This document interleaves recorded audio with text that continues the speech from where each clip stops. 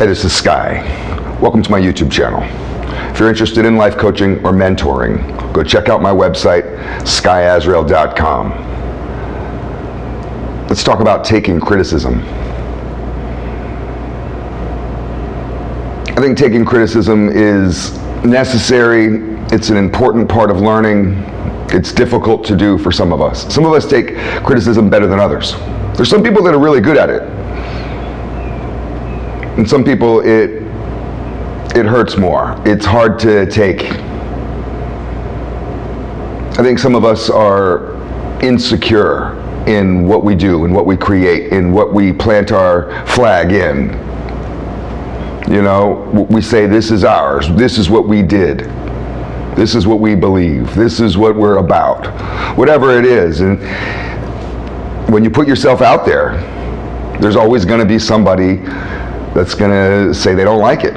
They say they don't like you, that they don't think that you're good enough, smart enough, worthy. And there's some people that just want to criticize for the sake of being critical. We find that a lot online.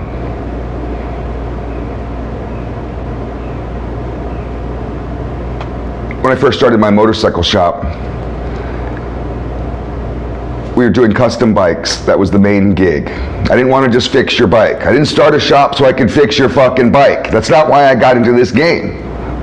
It's not it at all. I started building bikes out in front of my house. I was living in the jungles in LA, fucked up ghetto. And I would sell these things. I worked at a construction company in the office, not out in the field.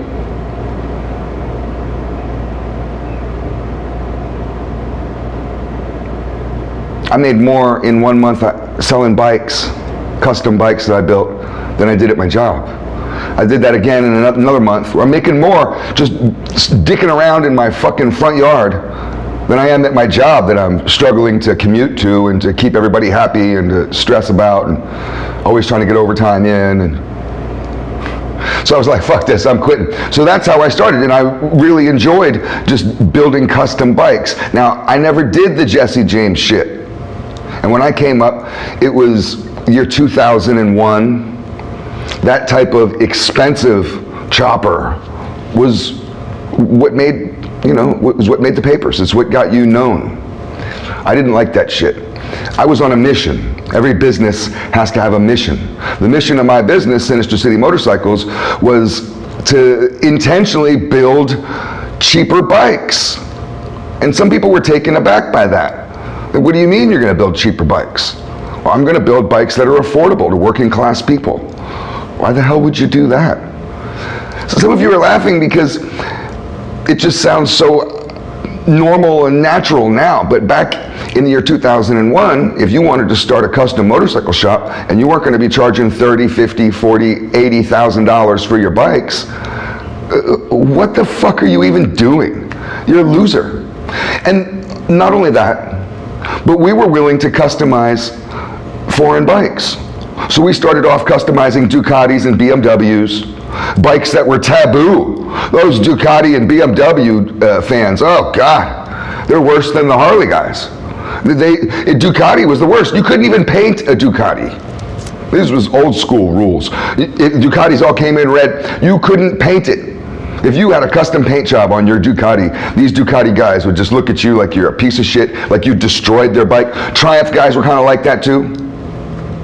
I got a Triumph on my lift here. I customized years ago, it got in the magazines, was a beautiful cafe racer, great job, checkerboard paint job down the top, and I got the seat made by Corbin, custom made for this bike to match the checkerboard, and it was like one of those cafe racer shell type seats. Great looking bike, photographed really well. It was a 750 Triumph Tiger. There's a guy here in Central Florida who's the Triumph guru, this guy Steve. He's top of the food chain when it comes to Triumph stuff. You go to his property, he's got 6 or 7 buildings on his property, one of them just full of engines, another one full of, old projects. He's got another one just full of parts. This guy is the Triumph guy, and that's what people call him. He looked at me like I raped his sister. He was so disgusted by that 750 Triumph. I'll never forget it. This is the type of reception you used to get. People would talk shit about me and my shop because I would do projects like that. I wasn't doing the expensive bikes like everybody else. I was doing cheaper bikes, what people might call rat bikes, Mad Max bikes, end of the world barbarian bikes. It's the shit I like. I just do the stuff I like. And people made fun of me for it. Everybody divided up into 2 camps. We got in our first magazine in the year 2005. If I were to take the camera, I got a whole wall of magazines right there. When I first got in that first magazine, we had a website back then. It blew up. Website going crazy. In town here in Daytona, we started to become little miniature celebrities because we're making it in the magazines. National magazines are paying attention to us, and here we are right in town. Everybody divided into 2 camps. I had just moved here. I'd only been here for a year, maybe not even a full 12 months. And motherfuckers jumped into 2 camps. That they love me, and I'm like, this cool dude, you don't know me. How do you know I'm so cool? And then, fuck him. Fuck that motherfucker. People talked a gang of shit about Sinister. And you don't know me? You guys are positioning, mad dogging me, talking all this shit like as if I don't hear it. It's a small town, I hear everything. I just thought it was funny. This is what happens when you put yourself out there. And I learned how to take criticism, sort of. Sometimes it still hurts. I write books. I just wrote 2 novels, crime novels about the Los Angeles Syndicate. I'm just started writing the 3rd one in the series. I'm trying to get them published. I'm trying to get them out to you guys. People keep asking me, when can I get them out to you? It costs money. Editing is not cheap. It costs thousands of dollars. I'm editing a book right now, my Art of Survival, Building Strength Through Suffering. It's a self-help book. Just got finished writing it. I'm getting it edited right now. I'm paying big bucks for this, and it's going to be available soon. And hopefully if I can sell a few copies of that, I'll take that money and get the first novel finished. Of course, I'm on number 3. And I've sent these novels out to what you call beta readers. A beta reader is somebody who agrees to read your manuscript before you've gotten it published, and they read it with the intent of giving you criticism. Constructive criticism, hopefully. And that way, before you go and pay for editing and pay for publishing and go through all that process, which is quite grueling and expensive, you can have the best product that you can have, and that's what it's all about. So criticism helps you tighten up your work. You have to have this process of criticism. If you don't, you go blindly in thinking that your work is great, because everybody thinks their work is great, and you may not even see the flaws. Obvious stuff, plot flaws, character flaws, obvious stuff is like, dude, chapter 7, what the fuck happened there? The whole time you thought it was great. You thought this was the best book that's ever been written. Pat yourself on the back. We do this with all kinds of things that we create. So anytime you, or anytime you put yourself out there, we may not see a different angle. Now, I learned that you don't take criticism from people in the cheap seats. That was what it was told to me. You don't take criticism from people sitting in the cheap seats. And that means, it has nothing to do with poverty. What it means is there's people out there that are not going to really offer constructive criticism because they don't have any. And all they want to do is tell you they don't like it. I don't like your bikes. Well, so the fuck what? I mean, I like you. Fuck you up your ass. Fuck your mother. I mean, I don't care what you like or what you don't like, motherfucker.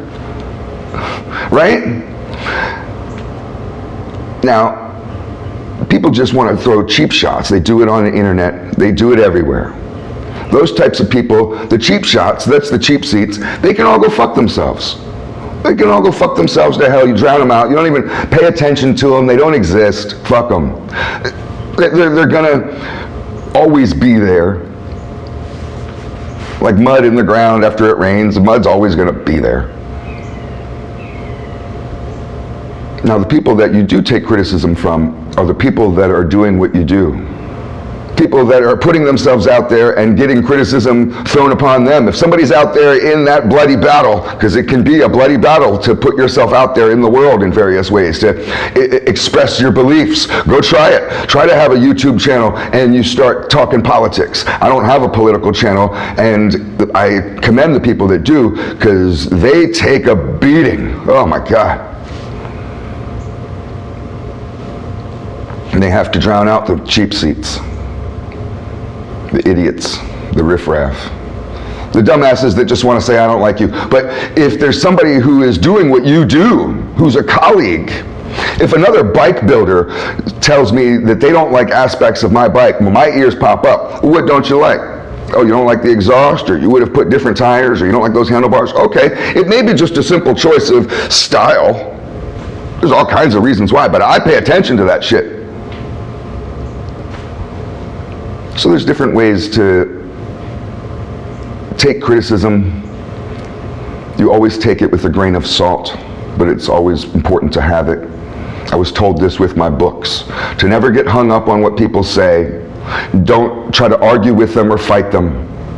Just smile and nod, and go do whatever the fuck you were gonna go do anyways. It's all just food for thought. Thanks for watching.